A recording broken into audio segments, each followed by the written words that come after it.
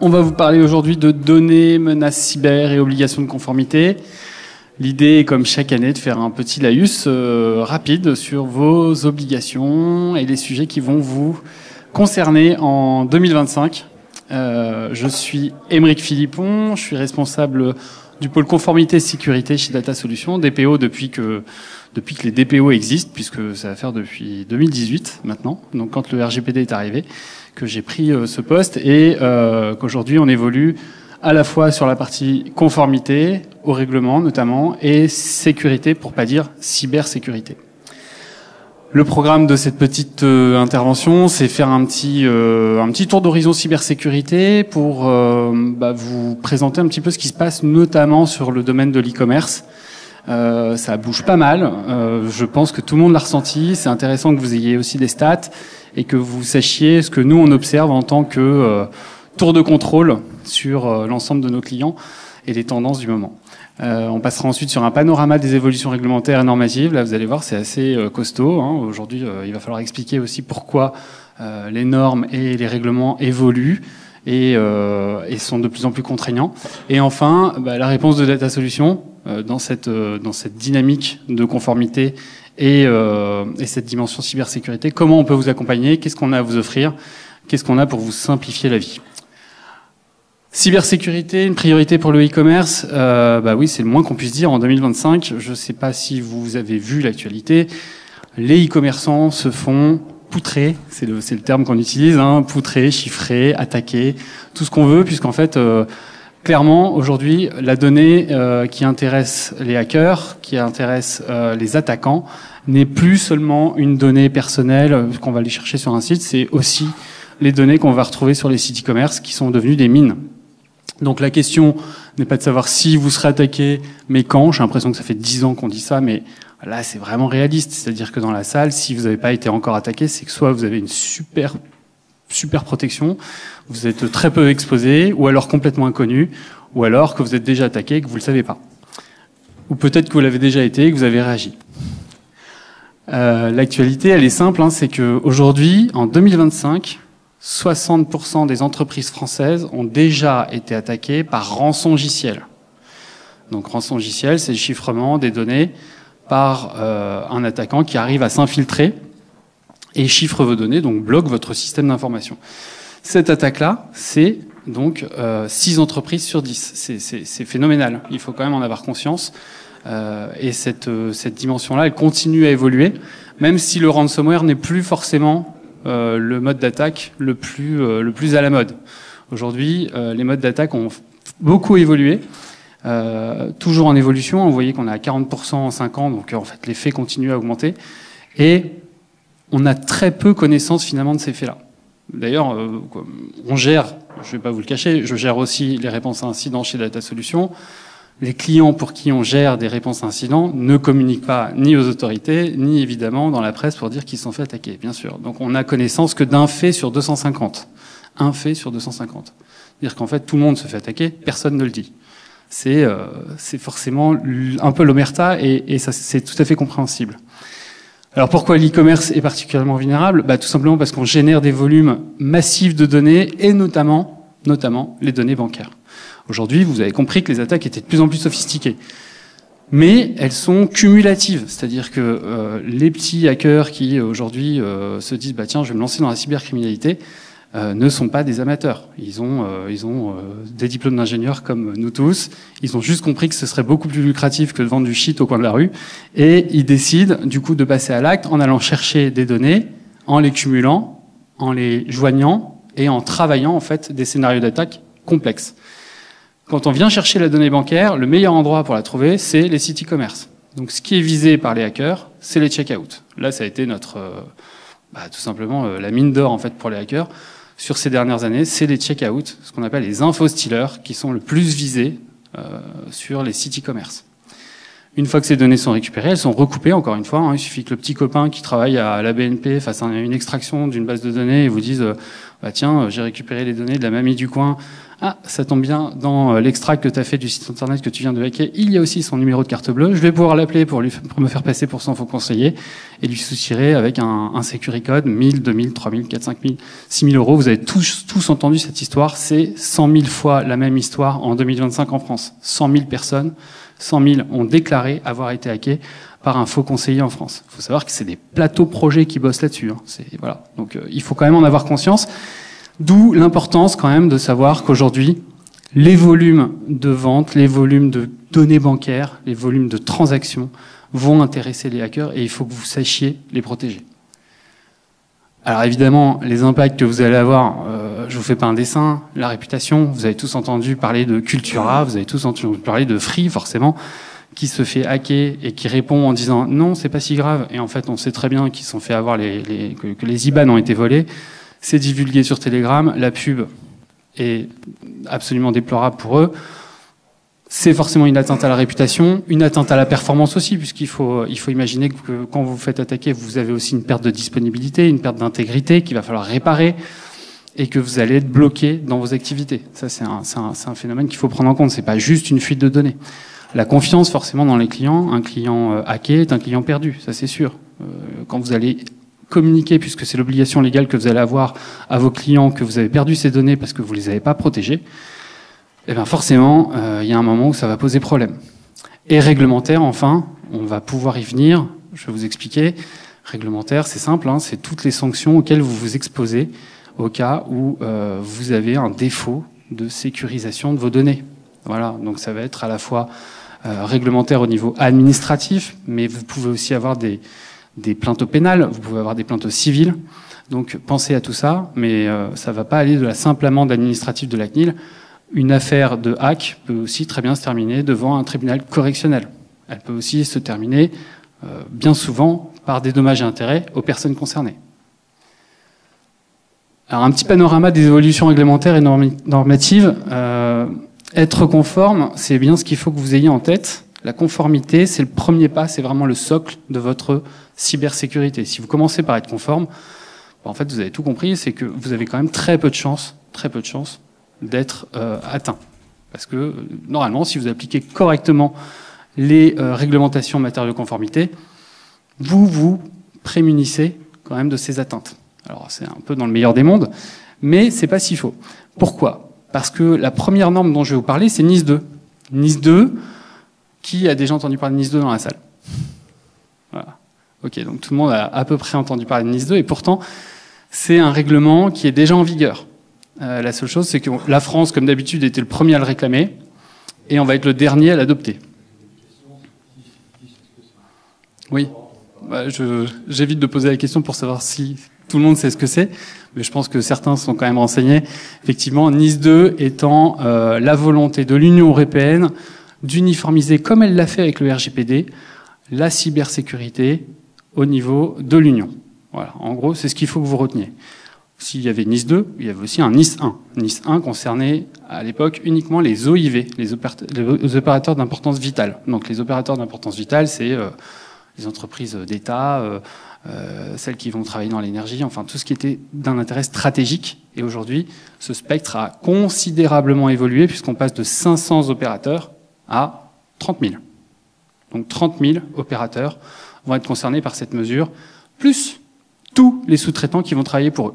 Donc nous, Data Solutions, on n'est pas spécialement stratégique, mais on va travailler pour des opérateurs qui seront critiques ou en tout cas concernés par NIS 2, et à ce moment-là, on devra se plier aux exigences de NIS 2. Alors NIS 2, je vous l'ai dit, n'a pas été encore adopté stricto sensus en France. Calendrier politique oblige. Ça devait être fait en octobre. Autant vous dire qu'on a pris un peu de retard, comme tout. Et ça en passe de l'être. La seule chose, c'est que l'Union européenne a réagi entre-temps et a adopté ce qu'on appelle un règlement d'exécution, un REX. Et que aujourd'hui, beaucoup de gens vous disent non, mais NIS 2 n'est pas en vigueur en France. C'est faux, c'est en vigueur en Europe. En Europe, toute l'Europe est concernée par NIS 2 et c'est opposable. Alors peut-être que l'ANSSI ne va pas débarquer chez vous, l'ANSSI, donc l'Agence nationale de sécurité du système d'information, ne va pas débarquer chez vous pour faire un contrôle NIS 2. Elle en aura la prérogative et elle a bien annoncé qu'elle ne le fera pas avant 2 ans. Mais en revanche, d'un point de vue civil, C'est tout à fait opposable. Donc un client peut très bien vous dire, vous n'avez pas respecté le référentiel NIS 2 auquel vous êtes assujetti, je vous attaque. Voilà. Et ce sera tout à fait recevable. Voilà. Il faut en avoir conscience. Pour savoir si vous êtes concerné, il faut vraiment s'intéresser à la question, puisqu'il y a des critères qui sont assez spécifiques, avec plusieurs dérogations et surtout différents niveaux. C'est une tâche qui est assez difficile et qu'il faut absolument pouvoir aborder d'un point de vue juridique. Donc ça, c'est important que vous soyez accompagné d'un point de vue juridique sur cette analyse et que vous sachiez ensuite quelles seront les obligations clés que vous aurez à mettre en œuvre. En gros, je vous la fais très simple, on est sur un référentiel ISO 27001. Voilà, c'est à peu près les exigences de NIS 2 quand on est encore au bas de l'échelle. Si vous commencez à vendre des armes, ça va être un peu plus compliqué. Je zappe pour passer à une autre norme que vous connaissez sans doute. Si vous êtes e-commerçant, vous êtes concerné par PCI DSS. PCI DSS n'est pas une norme étatique, elle n'est pas issue de l'Union européenne, c'est un conglomérat. Les vendeurs, en fait les opérateurs de paiement par carte bancaire ont une norme qui s'appelle PCI DSS. On est passé en version 4 en 2022 et on a eu 2 ans en fait pour se mettre au cordeau. Au 1er avril 2025, 3 ans pardon, excusez-moi, en 2025, la norme est pleinement activée. Et elle change beaucoup de choses. C'est ce que je vous ai dit tout à l'heure. N'oubliez pas, l'info-stealer sur le checkout, c'est la bête noire des e-commerçants. C'est, allez, je vais dire aujourd'hui, 70% des hacks qu'on va rencontrer sur les e-commerce.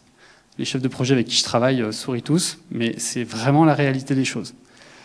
Aujourd'hui, PCI DSS sort le bazooka en disant « Ok, nous on relève énormément le niveau de réglementation pour que vous puissiez vendre sur vos sites internet vos produits avec un paiement par carte bancaire, vous allez devoir répondre à ce référentiel. » Et le référentiel, il s'applique avec notamment, vous voyez, des authentifications multifacteurs étendues, surveillance continue des systèmes et des accès, une nouvelle approche par objectif de sécurité. Donc en fait, il faut que vous ayez mis en œuvre une politique de cybersécurité au sein de votre entreprise. PCI DSS va vous demander encore plus, il va vous demander des preuves de ce que vous avez mis en œuvre, et ce sera notamment l'obligation de fournir un scan de vulnérabilité PCI DSS ASV, donc certifié ASV, trimestriel. Donc tous les trimestres, vous devrez, d'ailleurs vous devez déjà, depuis le 1er avril, fournir un PCI DSS ASV. Bon, on a 1 an pour se conformer à cette norme-là, mais il faut savoir qu'aujourd'hui elle entre en vigueur et que vous allez devoir souscrire à ce genre de scans qui vont permettre d'avoir une vue exhaustive des vulnérabilités auxquelles vous êtes exposé. Une revue régulière des accès, ça fait partie de toutes les normes aujourd'hui. Vous devez faire des revues d'accès. Vous devez savoir qui a accès à vos machines, qui a accès à vos BO, qui a accès à vos interfaces pour être capable de discriminer ceux qui n'ont plus le droit d'être là et ceux qui granuler en fait les accès. Et enfin, un audit annuel. Alors ça, c'est vraiment quand on est dans des niveaux de transactions les plus élevés, mais vous devez avoir des audits annuels réguliers. On n'oublie pas le RGPD, forcément. RGPD est toujours incontournable. On avait espéré une simplification du RGPD, notamment sur la partie documentaire. Ça avait embryonné un petit peu, la CNIL en avait parlé, finalement on n'en parle plus. Pourquoi ? Parce que entre-temps, il y a eu l'IA Act et que la CNIL remet l'accent sur la protection des données au travers de l'IA. Donc ça, c'est vraiment aujourd'hui la nouvelle priorité. C'est sûr et certain qu'on va avoir des contraintes d'application de l'IA Act en direct qui vont être éditées par des lignes directrices de la CNIL et qu'il faudra se conformer à ça. Donc tous les opérateurs aujourd'hui qui utilisent de l'IA dans vos moteurs de recherche, dans la génération de contenu en direct, forcément vous allez être concernés parce que dès qu'il y aura interaction avec des données personnelles, la CNIL va s'en mêler.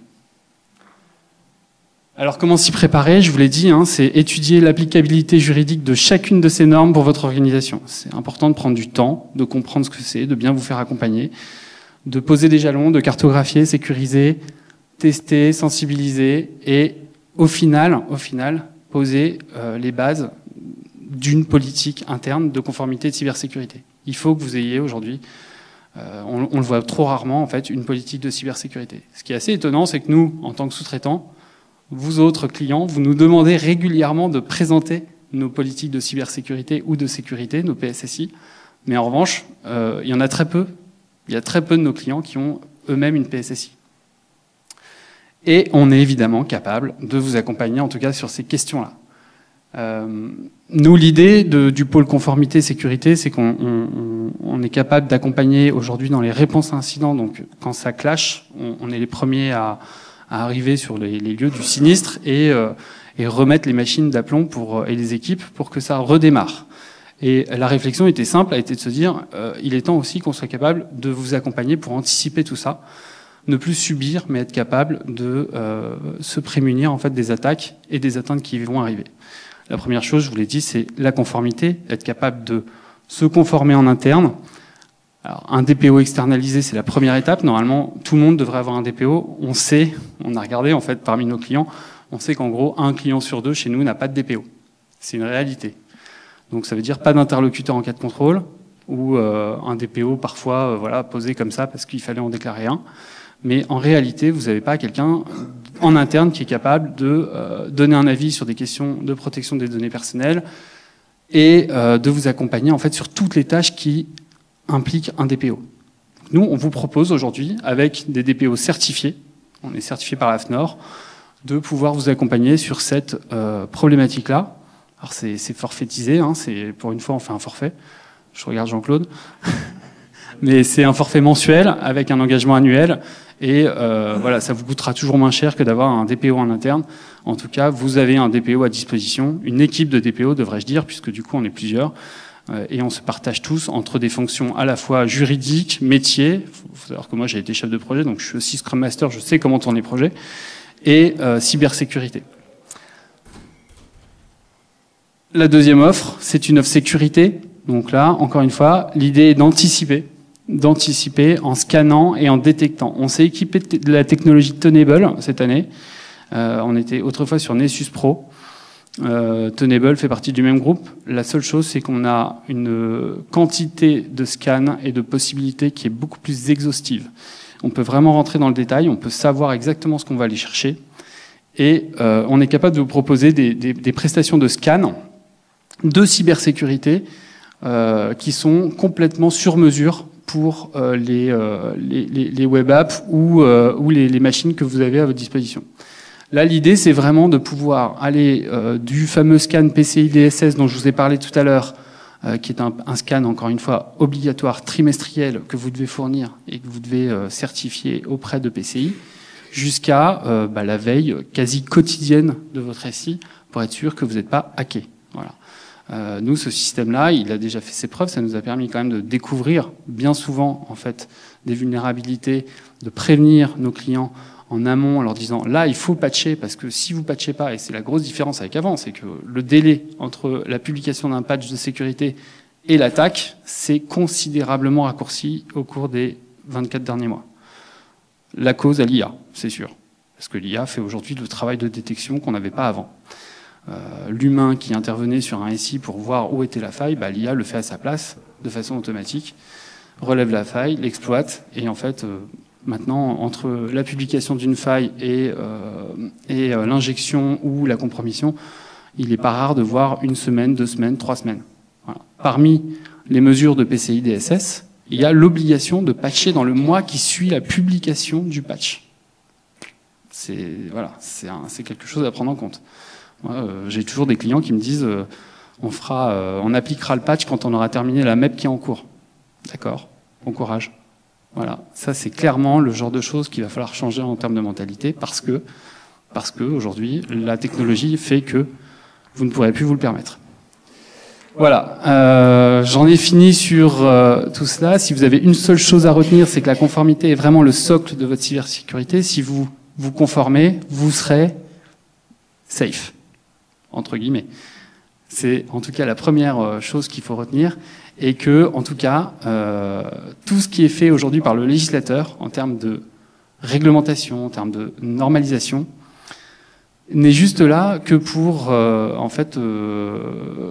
contrecarrer les actions qu'eux n'arrivent pas à contrôler. C'est-à-dire qu'aujourd'hui, il faut comprendre que le législateur, les États ne sont pas capables de vous protéger et qui relèvent le niveau de cybersécurité avec des normes et de la législation pour vous obliger à élever votre niveau. C'est juste parce qu'ils ne sont pas capables de le faire eux-mêmes. C'est tout. Donc, il faut passer à l'acte. Voilà. Est-ce que vous avez des questions? J'ai une question un peu idiote, mais on connaît le profil un peu des équipes qui interviennent sur la chaîne. On a tous l'image fantasmée du hacker russe. Alors, c'est une excellente question, puisque pour ceux qui ne me connaissent pas encore, dans une autre vie, je suis aussi officier de réserve à l'UNC, à l'UN Cyber de la gendarmerie. Donc je connais bien ces profils-là, et justement, c'est des profils qui sont en train de complètement changer. On avait jusque-là l'image du type avec effectivement le hacker dans son garage avec son hoodie en train de télécharger sur Tor et faire des trucs, voilà.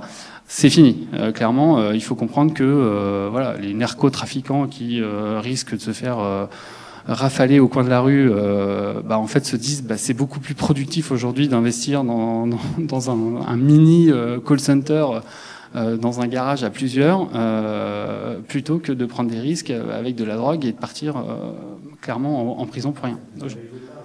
Les réseaux, en fait, déjà la réponse pénale est infiniment moins élevée que sur les autres réseaux criminels. C'est-à-dire qu'il y a une incompréhension de la justice à caractériser en fait les infractions pénales en matière de cyber. C'est-à-dire qu'aujourd'hui, vous allez arrêter un hacker. Le hacker, s'il a un bon avocat, va vous faire comprendre que oui, il a fait ça pour délirer, qu'il s'est amusé. En fait, personne ne sera jamais capable de tracer combien il a envoyé sur son compte Revolut, combien il a acheté en crypto, combien il a mis sur ses portefeuilles qui sont cachés. Personne ne le saura. En revanche, en fait, on continuera à le traiter comme s'il avait juste hacké un ordinateur dans une pharmacie, alors qu'en fait, on parle d'un braqueur, quoi. C'est clairement, c'est des hackers qui sont capables de lever aujourd'hui des millions d'euros. On s'en rend compte notamment sur les dimensions que prennent, vous l'avez bien vu, hein, les enlèvements, les séquestrations qu'il y a dans le milieu de la crypto-monnaie. En fait, c'est que des réseaux criminels de haut vol. On n'est pas sur du petit criminel. C'est vraiment.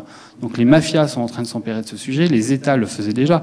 Quand vous voyez des attaques DDoS énormes, on est toujours là à se dire tiens, c'est les Russes. Non, si c'est pas les Russes, c'est les Ukrainiens. Si c'est pas les Ukrainiens, c'est les Chinois, voire les Américains.